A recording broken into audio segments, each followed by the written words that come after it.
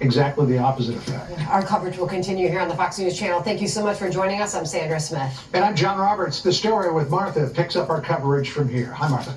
Indeed, we do. Thank you very much, you guys. Good afternoon, everybody. I'm Martha McCallum, and the breaking story right now, there are several different veins of this breaking story, but at the moment, a U.S. consulate burning in Dubai, as you just heard reported in the previous hour, towards the end of the hour. That, as senators are waiting for a very big briefing right now from Trump's team leading this mission. You've got Secretary of State Rubio, CIA Director Ratcliffe, Joint Chiefs Chair Dan Kane, and the Secretary of War, Pete Hegseth. And CENTCOM continues to show the American people what this operation looks like, posting this a short time ago, captioned, "Our unrelenting, overwhelming firepower." Watch this.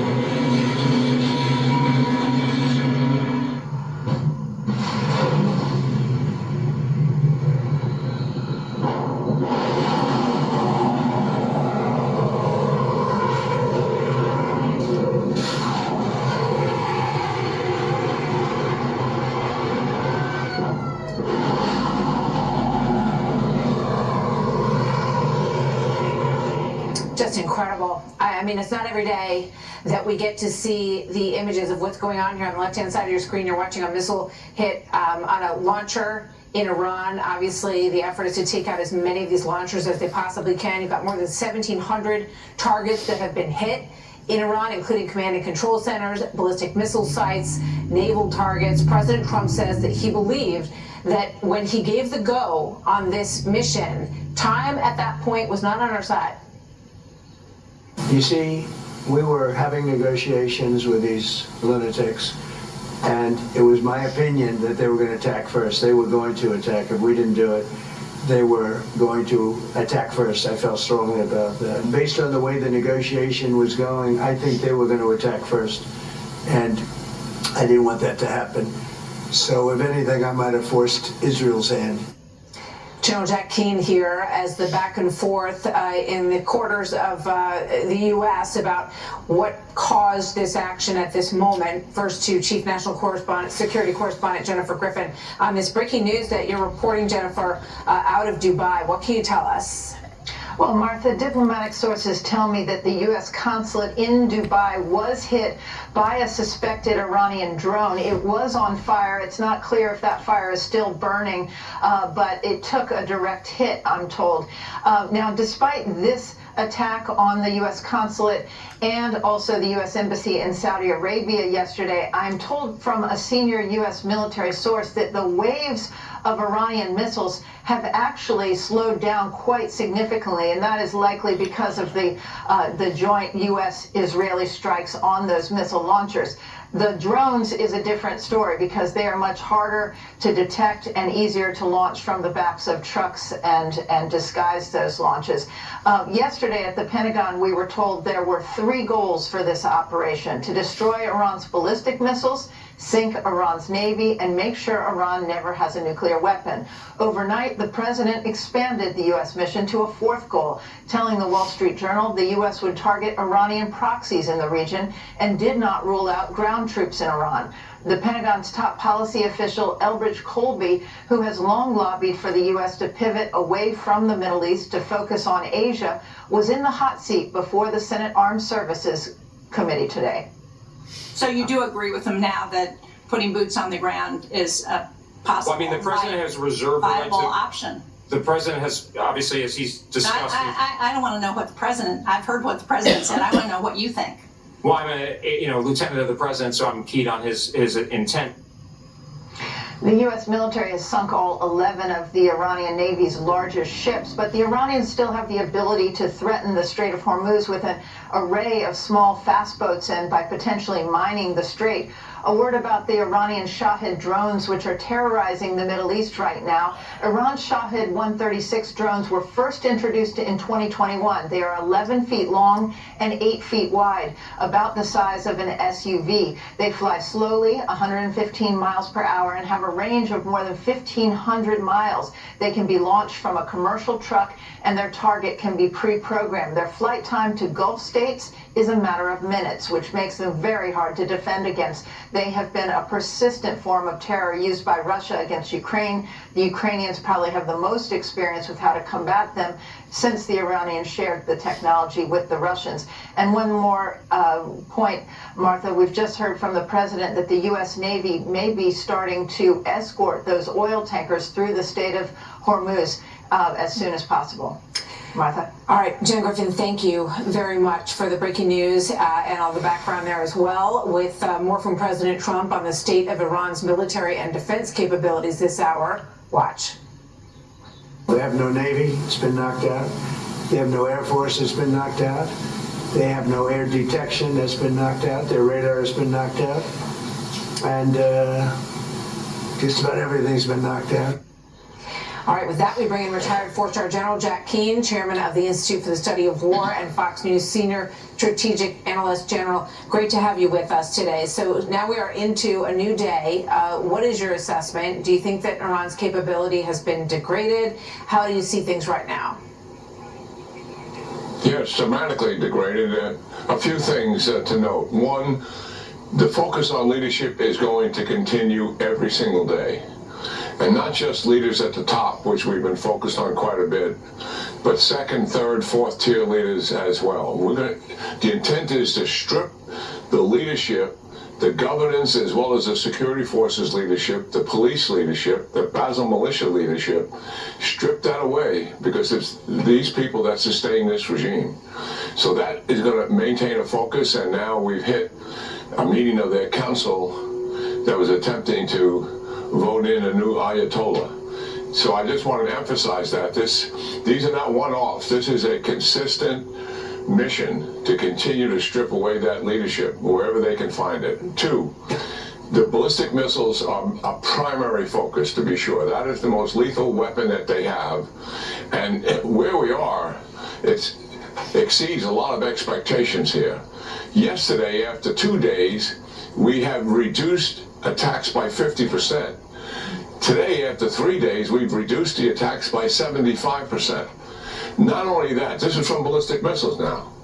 And not only that, but the Iranians had, through their own intelligence and communication with each other, and obviously we have a capability to understand what they're communicating, what orders they're putting out. Their own expectation was salvos, Martha, 25 to 50 salvos, and the reason for that is if you shoot all those missiles at the same time, you're going to overwhelm the Israeli defense systems and overwhelm the U.S. defense systems at our bases.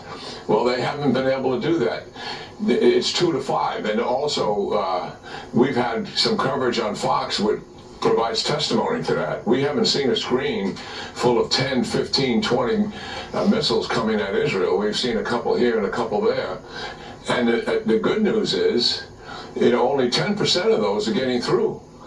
14% got through in the 12-day war in June, and prior to that, when the Iranians attacked in April, it was in excess of 20. But fortunately, they were attacking only military bases in the desert, and much of that had been evacuated. But the Israelis were very concerned about all of that, as well as the United States. And that's why this operation has a different character to it, because from day one, they went after these ballistic missiles, as well as the drones, in a very holistic manner.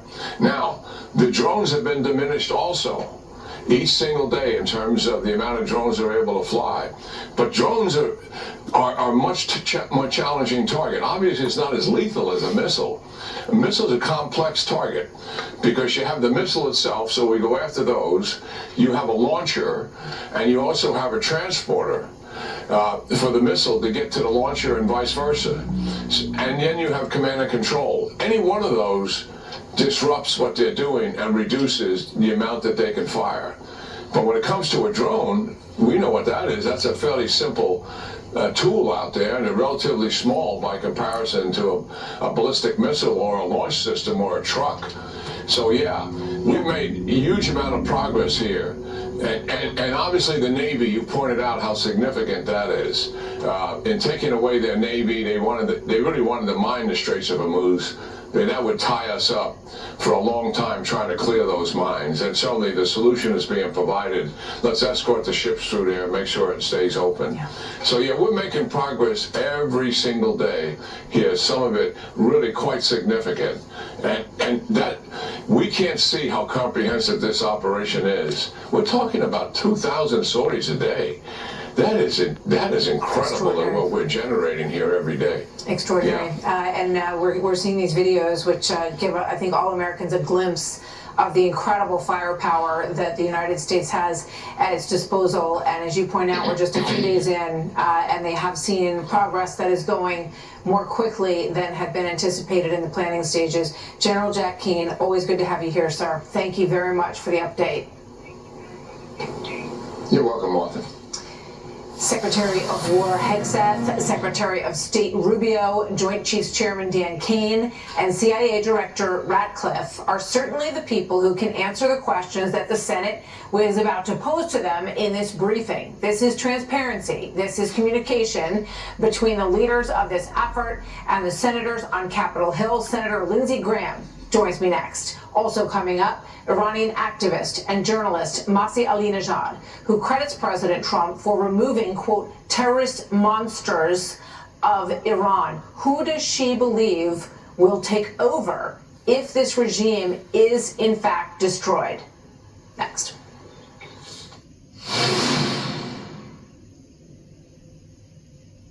Look at this. Endless big butterfly shrimp for us, endless steak for them.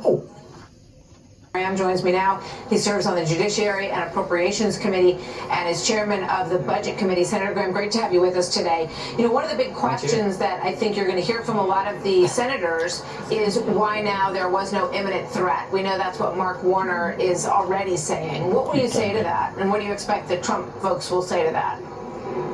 I think that's a ridiculous idea that there's no imminent threat from a regime who chants death to America since 1979. There's no imminent threat from a regime that sponsored Hezbollah, who killed 220 Marines and 18 sailors in 1983 in Lebanon. Go tell it to the families of IED victims in Iraq and Afghanistan, sponsored by Iran, that this regime is no threat. You know, in 1939, out of 35, I don't know if Hitler was an imminent threat, but I wish somebody would have dealt with him. Any regime that embraces a cult of death, that's killed Americans, vows to kill Americans in the future, trying to build a nuclear weapon even after Midnight Hammer, trying to build weapons to hit America is a imminent threat. And it doesn't have to be imminent to me, because you don't want it to be imminent. Right. The whole idea is for it not to be imminent, dumbass.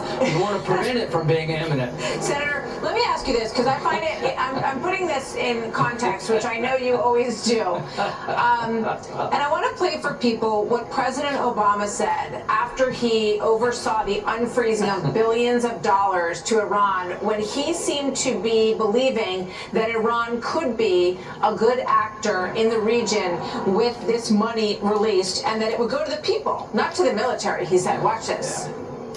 It is true that if Iran lives up to its commitments, it will gain access to roughly $56 billion of its own money, revenue frozen overseas by other countries. Our best analysts expect the bulk of this revenue. All right, we know how that ended. My apologies to Senator Graham. We got to jump over here. Senator Rubio speaking before he heads in there. We'll listen to this real quick. 9,000 Americans have been able to leave the region since the start of this war. We have about 1,500 Americans that are requesting assistance with departure. We have identified and continue to identify charter flights, military flight options, and expanded commercial flight options, meaning working with the airlines to send bigger airplanes with more seats, and the combination of those three things. The impediment we're facing now, in many cases, we've had a couple instances in which we have planes in the air and on the way, and unfortunately the airspace gets closed and they have to turn back around, so we're working through those challenges. Here's the message I want to deliver Americans who are in the Middle East and in need of assistance. It is very important. And I ask this of the networks as well. It is important for you to please put both the website and the phone numbers on your screens, because we need people. We need to know where you are. We need to know. We need to have contact information for Americans that need assistance. They have to register with us, because as these options begin to open up, and as they open up, we have to be able to call you. We have to be able to reach you. We have to be able to know where you're staying, so we can get this information to you and coordinate appropriately. And it'll be a variety of methods: charter flights, military flights and transports, expanded commercial opportunities, and in some cases land routes that will allow them to go to neighboring countries who might have open airports at that point. So it's a lot of different things here that need to happen in order to move people, but it all starts by knowing that you're there. It all starts by knowing that where you are and how we can get a hold of you. So I'm asking the networks and all of the media outlets, please publicize the two phone numbers that we've put out, as well as the website, so people can contact us and register. We've had, thousands of people call already. As I said, we've identified almost 1,600 that are requesting assistance with departure, but we need you to please be able to identify that. As I came in, I also saw the media reports about Dubai's consulate. The last update I had with seconds before getting before these cameras was that a drone unfortunately struck a parking lot adjacent to the Chancellery building, and then set off a fire in that place. All personnel are accounted for. As you're aware, we began drawing down personnel from our diplomatic facilities in advance of this. In the cases, for example, of Beirut, we basically drew down to bare bones, as well as in Baghdad and in Rubio and in a couple other posts as well. So we've been very fortunate, obviously, but our embassies and our diplomatic facilities are under direct attack from a terroristic regime. With an update, I will obviously refer you to the Department of War. Suffice it to say that our objectives remain as they've been identified from the beginning and by the President laid out clearly yesterday. Iran can never have a nuclear weapon, and we will now not allow Iran to hide behind the immunity of a massive short-term ballistic missile inventory, or the ability to make them or launch them. And so CENTCOM, in a joint operations, is carrying out a systematic destruction of their missile belt, destruction of their launchers, and destruction of their ability to make these, as well as the destruction of their Navy. From what I've been told by the Department of War, everything is on or ahead of schedule and proceeding on these objectives. We have every confidence in the world that these objectives will be achieved. The last point I would make is, and I said this yesterday and I repeat, what's about to, you're about to see, we're going to unleash Chang on these people in the next few hours and days. You're going to really begin to perceive a change in the scope and in the intensity of these attacks, as frankly the two most powerful air forces in the world take apart this terroristic regime and defang it, and take away its ability to threaten its neighbors or hide behind a zone of immunity that allows them to develop their nuclear ambitions. This terroristic, radical, cleric-led regime cannot be ever allowed to have nuclear weapons. We saw what they were willing to do to their own people. They were willing to slaughter their own people in the streets. Imagine what they would do to us. Imagine what they would do to others. Under President Trump, that will never, ever happen. All right? Yesterday you talked about Israel. Mr. Secretary. Please, guys, I can't hear them all. Yes. Yesterday, you told us that Israel was going to strike Iran, and that's why we needed to get involved. Today, the president said that Iran was going to get. Yeah, your statement is false. So that's not what I was asked very specifically. Were you there yesterday? Yes, I asked okay. a question. No, were you the one that? Because somebody asked me a question yesterday. Did we go in because of Israel? And I said, you were asking me that. You that follow up, and I said no. I told you this had to happen anyway. The president made a decision, and the decision he made was that Iran was not going to be allowed to hide behind its ballistic missile program. That Iran was not going to be allowed to hide behind its ability to conduct these attacks. That decision had been made. The president systematically made a decision to systematically destroy this terroristic capability that they had, and we carried that out. I was very clear in that answer. This was a question of timing, of why this had to happen as a joint operation, not the question of the intent. Once the president made a decision that negotiations were not going to work, that they were playing us on the negotiations, and that this was a threat that was untenable, the decision was made to strike them. That's what I said yesterday, and you guys need to play it. If you're going to play these statements, you need to play the whole statement, not flip it to reach a narrative that you want to do, all right? What is your statement, Mr. Secretary? Go ahead. What do you make of the War Powers resolution that that to be considered a hearing? I mean, Congress votes on those. They can if they want. There's mechanisms for it. We've complied with the War Powers Act, even though we believe it's unconstitutional, as has every other administration. Every other president has found the War Powers Act to be unconstitutional.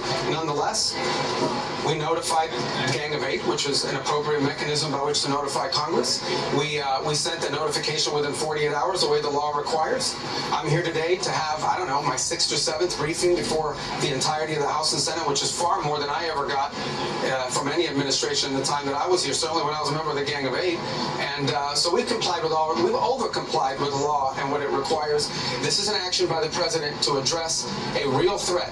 A real threat. This is hostilities designed to eliminate a threat to the safety and the security of the United States and to our allies. Was there a plan in place to evacuate Americans before the attack took place? Well, that's the plan we're trying to carry out. The problem is, or the challenge we are facing, is airspace closures. If a country closes their airport, for example, in some cases the airports have been hit. So the airport in Kuwait was hit.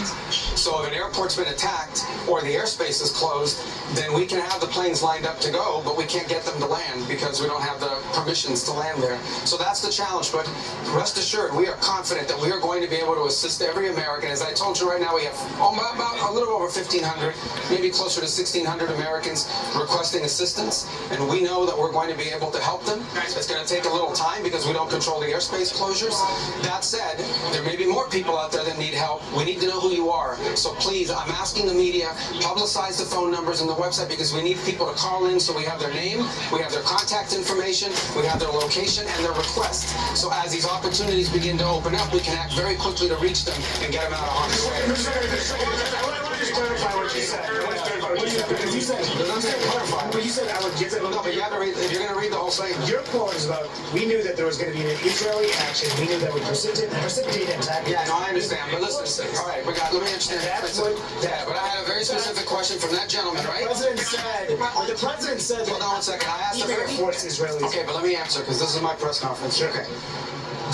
You asked me, I was asked a very specific question. So you guys can misrepresent it, but I was asked a very specific question yesterday. The bottom line is this. The president determined we were not going to get hit first. It's that simple, guys. We are not going to put Americans' troops in harm's way. If you tell the president of the United States that if we don't go first, we're going to have more people killed and more people injured, the president's going to go first. That's what he did. That's what the president will always do. He will always put the safety and security of our men and women in uniform and of all Americans before anything else. He's always going to do that, and that's what he did here. In addition to that, I would argue that this threat from Iran, they are hiding behind these missiles and hiding behind these drones. They wanted to reach a point where you couldn't touch them, and then they could do whatever the hell they wanted with their nuclear program. And there is no way in the world that this terroristic regime was going to get nuclear weapons, not under Donald Trump's watch. So the U.S. attack, that's what you're doing This operation, there's a general question of why the president gave the green light, and then there's a question of why did it have to happen this weekend? Are you saying it had to happen this weekend because of that Israeli action? No,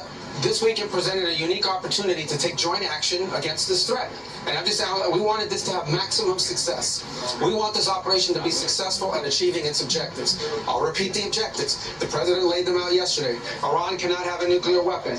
It cannot have, and therefore it cannot have the things it was hiding behind to have a nuclear weapons program. What are those things? Number one, we are going to destroy their missiles and their missile launchers. We are going to destroy their capability to make these missiles and these launchers, and we are going to destroy their Navy. Those are the objectives, and this weekend acting at this time gave us the highest probability of success in achieving those objectives, and as the Department of War will brief you, we are on or ahead of schedule to do that. So the U.S. attack would have happened no matter what? Would the U.S. attack have happened no matter what Israel was planning to do? Israel was going to act with or without the president had already made a decision to act on the timing. The president acted on the timing that gave us the highest chance of success, and that's what you're seeing play out right now. You're seeing it play out right now, and you'll see it in the days to come. We will systematically take apart their missile program. We will destroy their ability to sponsor terrorism, by the way. We will destroy their factories. We will destroy their Navy. Those objectives are going to be met. We're well on our way to meeting them. It will not be easy. There will be a price to pay for it, but that is a much lower price to pay than having a nuclear-armed Iran. I got to go meet these guys. Hold on.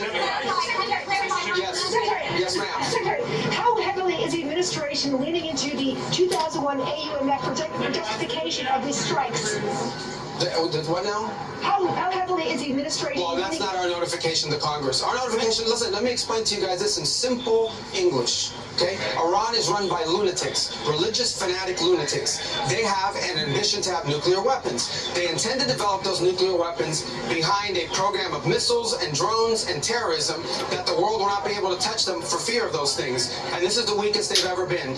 Now is the time to go after them. The president made the decision to go after them, take away their missiles, take away their navy, take away their drones, take away their ability to make those things so that they can never have a nuclear weapon. That's why the president made this decision. It was the right decision, and the world will be a safer place when these radical clerics no longer have access to these weapons. You see how they're using them now. Imagine how they would use them a year from now if they had more of these. All right, I got time for one more. Yeah, go ahead. Several Democrats criticized what you said. The question is, several Democrats criticize. They're going to always criticize. We've been doing this for years, guys. They come out. I'll tell you right now, they're going to come out after the briefing and say, we didn't hear anything. We have more questions than answers. You mark my words. But we still do these briefings. Go ahead. Mr. Secretary, their criticism was on the timeline. They said that Israel is dictating the timeline for the United States. No, as you know, several people on the right have also agreed with that. How would you respond to that? The United States made a decision. Under the President of the United States made a decision. This is intolerable. Iran cannot have these missiles, cannot have these drones, cannot threaten the world. The President said this is the weakest they've ever been. If we don't hit them now, a year from now, or a year and a half from now, no one will be able to touch them, and they'll be able to do whatever they want. And he made a decision to go. And he made a decision to go in a joint operation because it gave us the highest chance of success. And he made the decision to go first because he concluded that we were not going to get hit first. We were not going to absorb a blow from them. We were going to go first. He was not going to run the risk that they could attack us before we could hit them, because in addition to costing lives, it would undermine the effectiveness of our operations. All right, guys, I gotta go. Thank you. All right, there you have it. An energetic briefing before he heads into the next briefing of the senators. Secretary of State Marco Rubio laying out the U.S. goal, which is to degrade dramatically the missile systems and any potential for a nuclear system, weapon system in Iran, and to degrade the Navy, all of which is designed to prevent any sort of shield, military shield that the Iranian regime can have behind which to build a nuclear weapon. With that, let's bring in retired Vice Admiral Robert Harward. He's the former Deputy Commander of U.S. Central Command. He led operations in Iraq and Afghanistan, served as a Navy SEAL with combat experience all over the Middle East. Admiral Harward grew up in Iran, went to school in Tehran, and is a member of the Iran Policy Project at the Jewish Institute for National Security of America. Well, thank you, sir, for all of that incredible service to the country. And I'm wondering what goes through your mind, knowing this region as well as you do, when you listen to the pushback here about timing and who pushed who and why this is the right moment. Look, that's all in the rearview mirror. We've made the decision, we're executing. So what's important now, I think, is exactly what Secretary Rubio and before him Senator Graham said, is the missiles, the missiles, the missiles. If that stops, all this stops. If they cannot strike the consulate, if they cannot strike an airfield, if you cannot strike anything, they're neutered. So the number one objective, I think, the president has alluded to and Secretary Rubio reinforced in spades, get the missiles. So this next big wave, I'm sure, is going to try to just annihilate and deplenish what remains of their missiles. Now, I would add, it'd be helpful if we could get indicator of where they are on the scope. Are we 50% there, 80%? I think that would calm some people down. But again, their messaging has been a brilliant act of deception. So again, I won't want to second guess, but if you want kind of quiet the mob, knowing where we are in that primary objective would be helpful. I'm curious how you assess the way that Iran's regime is approaching this. You know, they're attacking the Gulf states. They just hit, it was unsuccessful, but they aimed apparently, according to reports, at our U.S. Embassy in Dubai. You know, and who do you think is hitting the button now, given the degradation of their leadership? Well, look, they're gone. This is their last chance, their last, throw everything they got on the table for survival. You know, and to survive, that means getting Trump out of the picture. So their number one objective is to survive President Trump. And I think we're already past that point. So this is the last gasp effort. And once we address this issue of the missiles, we have all the time to do anything we want, be it the nuclear programs or other military capabilities. So that, again, address those missiles and we can take our time to do whatever we want to do.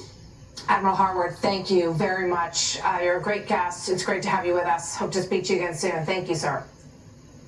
Thank you. Sirens across Tel Aviv once again today as Israel continues its unrelenting attacks on Iranian leadership. Chief Foreign Correspondent Trey Yingst and Ben Hall when the breaking news coverage continues. Aim at what is left of Iran's leadership after taking out the Ayatollah. Israel's officials tell Fox that they bombed a meeting of the Supreme Security Council that were gathering. It was gathering to count votes to choose a new supreme leader, and another large-scale attack, we believe, happened there. They're still doing the battle damage assessment, but they believe that the strike killed multiple Iranian officials. Chief Foreign Correspondent Trey Yingst reports live from Tel Aviv. Hi, Trey. Hey, Martha, good afternoon. The Israelis say they struck Iran's Supreme Council where there were officials counting votes for who was going to be the next Ayatollah of Iran. We understand there were multiple fatalities in those strikes, possibly even including the council's secretary. The battle damage assessment is ongoing, but Israel says they will continue strikes against Tehran and across the country of Iran. The Iranians responding today with many missile strikes against Israel. One of those strikes was a cluster munition that exploded over Tel Aviv, Israel's second largest city. At one of the scenes in a community called Bnei Brak, there were thousands of people in the streets, families celebrating the Jewish holiday of Purim. We arrived there after the attack. Israeli officials say the Iranian regime launched ballistic missiles at Israel's second largest city of Tel Aviv, one of them with a cluster munition on top, causing a significant amount of damage to this community of Bnei Brak, a religious area just outside of Israel's second largest city. If you look off here, there are children in costumes because it is the holiday of Purim, one of the most joyful holidays in Judaism, commemorating the events described in the book of Esther, where the Jews of ancient Persia defeated a plot to destroy them. But again, as the Iranians are continuing these attacks against major Israeli population centers, officials say it's a miracle that only 7 people were injured in this attack, just given how violent and deadly these Iranian missiles can be. Tonight, the Israeli military is preparing for the possibility of more incoming Iranian ballistic missile fire. Martha? All right, Trey, thank you very much. I also spoke with Trey earlier, and you can hear more from him on the podcast this week. Trey Yingst, thank you so much for all the work you're doing in Tel Aviv as we continue to cover this breaking news of the war against Iran. Let's bring in senior correspondent Benjamin Hall. Ben, great to have you with us as always, and good to have you in New York, so welcome.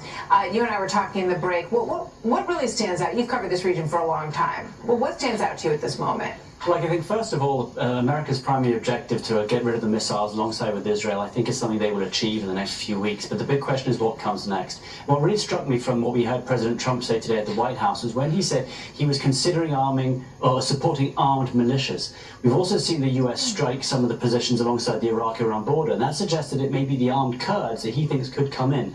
So that's already one potential look at what may come next. Now, there are mixed ideas about whether that's positive or not. One, yes, you need armed people to come in and perhaps overthrow the regime once the heads are gone.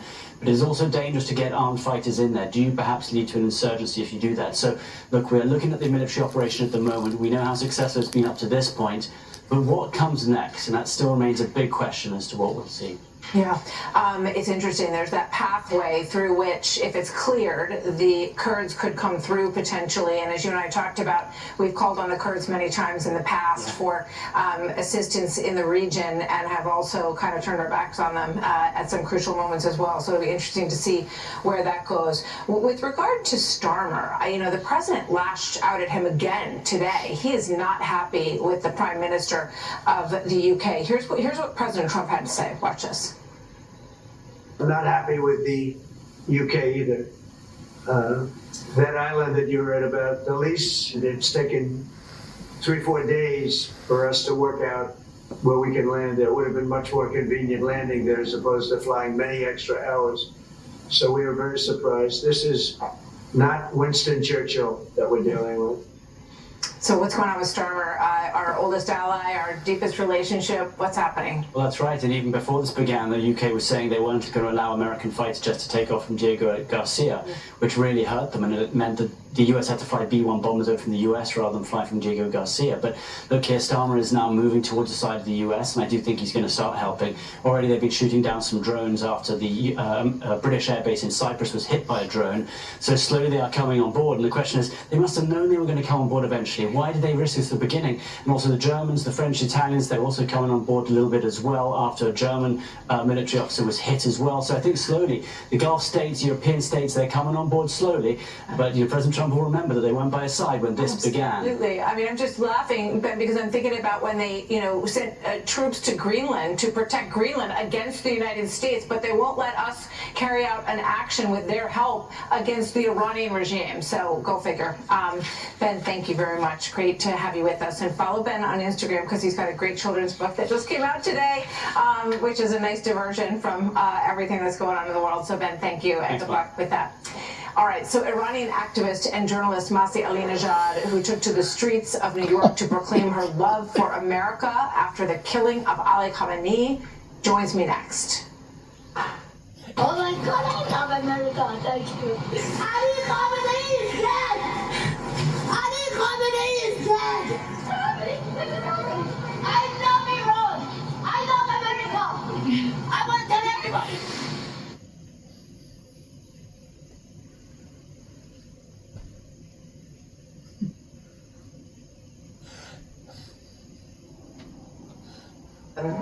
Trey, tell us what you're hearing. What are you seeing there? Yeah, Martha, for the first time in a few hours, early alerts went out about incoming Iranian ballistic missiles. You can hear those sirens blaring behind me. We just saw one interceptor go off the skyline, soar through the air toward one of these incoming Iranian ballistic missiles.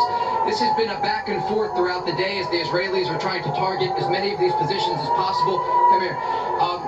He's going to point to the sky here, and you're going to see a light going through the sky. And right there's the interception. And again, these missiles are getting intercepted at a very high altitude right over Tel Aviv. The difference between life and death for many of the people in this city has to do with the air defense systems, the Arrow 2 and 3. Also, sometimes the Patriot and THAAD U.S. missile defense systems that are shooting down this incoming fire. You can see the debris here raining down after that interception took place. It appears at this point one interception over Tel Aviv, but again, these sirens are a signal for the people of Israel to immediately, I'm just going to have my cameraman come out to the road here so that you can see on the other side of the road how a car has pulled over. The Israeli people are given instructions if sirens go off and they're on the road to immediately get out of their cars, pull over on the side of the expressway, and take as much hard cover as possible. And so that's exactly what that person down there did. And at this moment, it appears there's been at least 2 Iranian ballistic missiles fired at this city. We'll have to wait for the Army official confirmation about whether or not the interceptions were successful or not. Martha. All right. It looks like it. We hope so. And you guys on the ground can see everything more clearly than we can, of course. So, Trey, thank you very much. Everybody stay safe out there. And with that, we bring in Iranian-American journalist and activist Masih Alinejad. She has survived 3 assassination attempts by the Iranian regime. And she has been elated lately that the regime is hopefully crumbling and that Khomeini is gone. Give us a sense. Is dead. On what you are hearing about what's happening on the ground in Iran right now, because everyone is very curious. Mostly people repeating the news. Khamenei is dead. It's like they have been waiting for years to actually say that loud and clear in the streets, the family members of the victims, women who were blinded intentionally in order of Ali Khamenei, Revolutionary Guards members, with one eye taking to the street, dancing and saying that, wow, even with one eye, we're able to see justice. So here I heard actually people in Israel, they hear sirens. They know there is warning. And that kind of like broke my heart because my people in Iran, no warning, no shelter.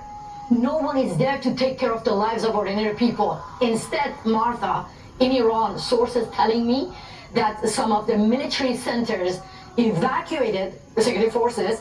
Instead, they're going to schools across Tehran, across countries. So they're actually using the school as a human shield. Is that familiar? Yeah. The members of the military, like Hamas, absolutely. Exactly. And that's why when students get killed, my heart aches. My heart like is broken because I know that this is the regime that they do not care about the lives of innocent people. So I want to ask the U.S. government, the Israeli government, to actually be more precise and accurate, targeted action against the killers. For instance, people are telling me that they're very happy, very excited when they heard that one of the targets was the Assembly of Experts. So for some of the Americans, they might say, wow, now Israeli government and American government, they killed Iranian expert. No, Assembly of Experts is Assembly of Mullahs, bunch of clerics sitting there making decision who can be the next supreme leader. So when this is the target, that's a sign for the people of Iran that American government, the U.S. government is not going to deliberately hurt civilians. So, I think everybody wants to know what happens next. No one knows how long this military campaign will take to take out, as the president has outlined, the ballistic missile systems, short range and long range, the Iranian Navy, and the leadership, clearly, and any potential for a nuclear weapon. So are people right now continuing to hunker down because they're afraid to go out into the streets? We saw what happened, when they protested a few months ago. Where is everyone right now? First of all, I have to say in 12 days war, is that you mentioned actually? Yes. So that was absolutely different because nobody from political leadership was eliminated. And that actually created, I have to be honest with you, if in 12 days war, the target was Ali Khamenei, we wouldn't have seen this massacre. So that's why Iranians are very, very concerned. They're telling me, some of my friends, some of the activists and dissidents inside Iran, they're really worried and concerned about the situation, but at the same time, they want me to send this message to President Trump. Finish the job. If you leave us alone with a wounded regime, they will take revenge on innocent and unarmed people. But Martha, let's be very, How much of the regime do you think is left? More than 40 high-ranking members of Revolutionary Guard and political leaders have been removed. Sign of justice. But still, the reformists are in power. Because still, I think maybe President Trump or other leaders from Persian Gulf countries, Arab countries, giving advice that this regime can be reformed. Impossible. This regime is like ISIS. ISIS cannot be reformed. So I strongly believe that still, when there are people like the son of Ali Khamenei, like the son of Khomeini, so these people might think that they can actually replace Ali Khamenei, and that's the big concern of Iranian people. What I want to say here, Arab countries were hesitating to take a stance, but now they are the target of the Islamic Republic. What is the point that they're hesitating? I don't really get that.